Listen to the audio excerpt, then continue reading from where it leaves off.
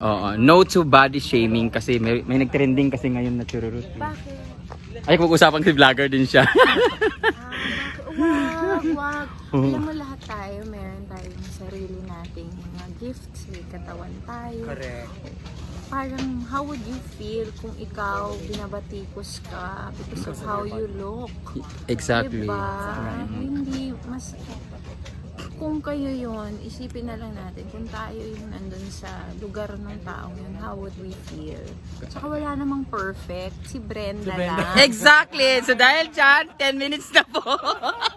Thank you so much, Miss Isa, for guesting my vlog. Bigyan ka na. Bigyan mo ka ng portion. Bigyan kita mamaya. Pwede naman yung thank you lang. Mamaya iputs pa po kita. Using my mouth.